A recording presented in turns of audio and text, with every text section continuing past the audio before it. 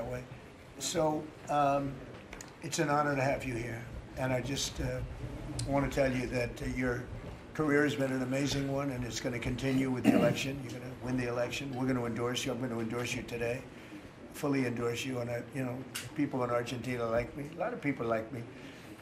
I'm even surprised myself. But we had a great week. We had a great weekend. We had a great period of time in the Middle East. It was very comprehensive.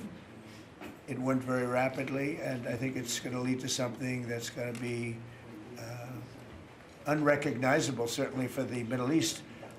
What's taken place in the last few days, people can't believe it. I've never seen anything like it. I've never seen the love and the spirit. And I've done a lot of things. I've done a lot of deals. I've done a lot of political deals where countries come into line or whatever. But I've never seen anything like this, the level of love.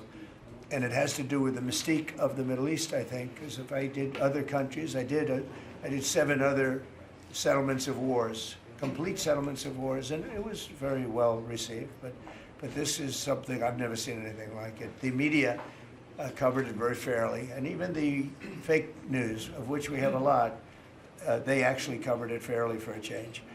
And we have to get back to the.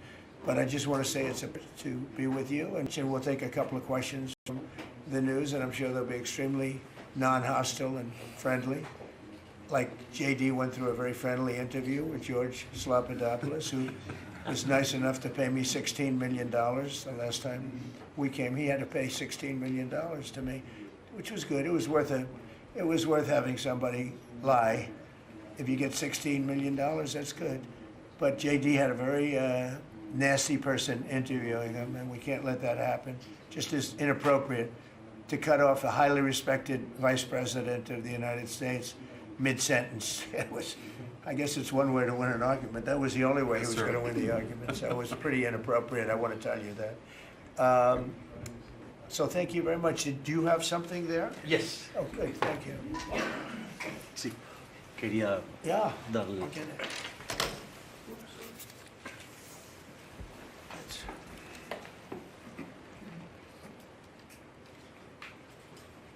That's fantastic. Thank you very much. And when he did this letter, Mr. President, your settlement in the Middle East wasn't done.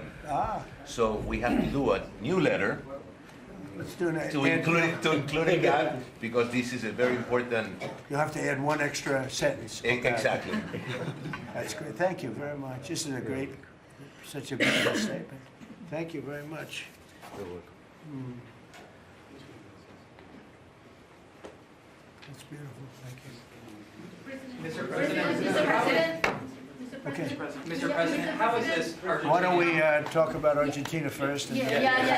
Go ahead. How is Argentina Are going? you worried about the how is this influence of China in Argentina? Sorry.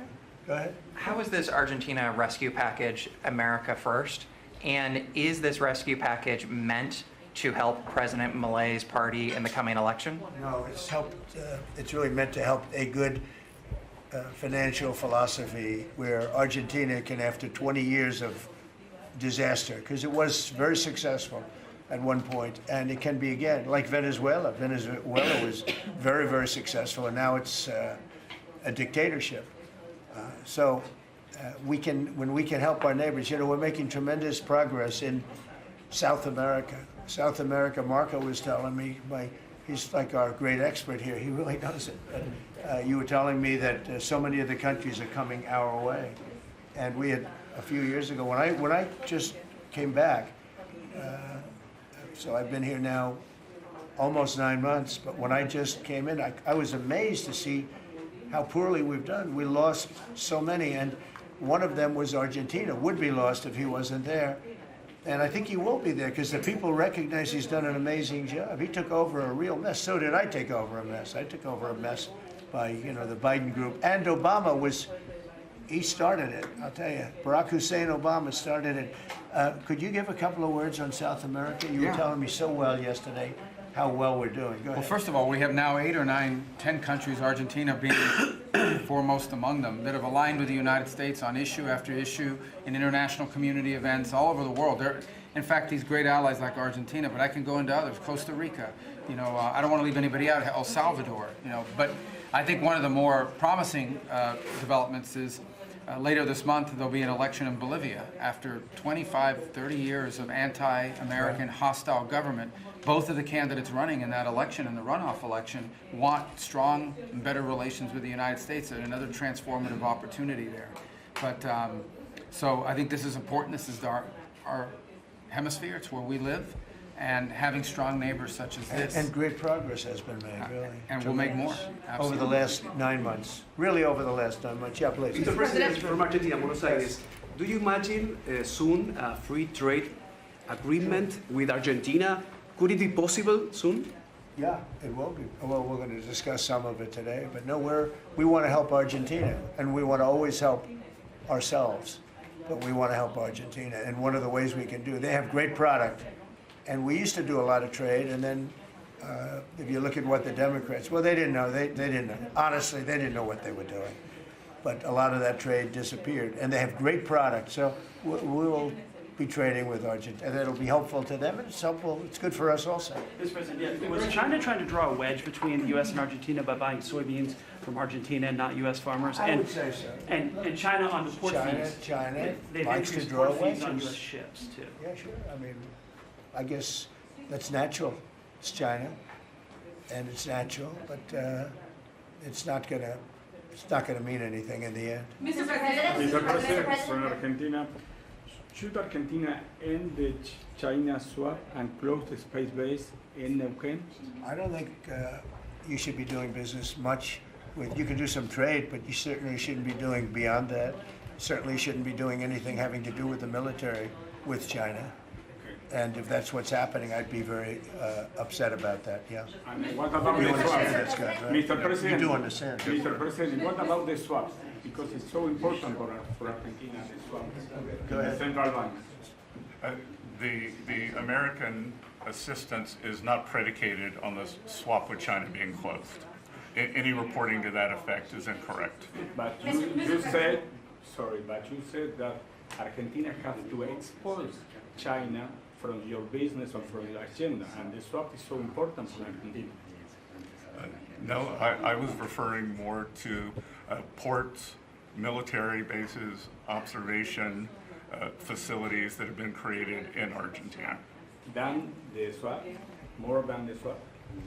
More than the swap.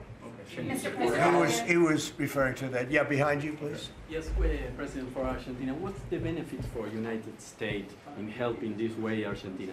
Just helping a great philosophy take over a great country. Argentina is one of the most beautiful countries that I've ever seen. And we want to see it succeed. It's very simple. I mean, we don't have to do it. It's not going to make a big difference for our country, but it will in terms of South America. If Argentina does well, you're going to have others following, and a lot of others are following.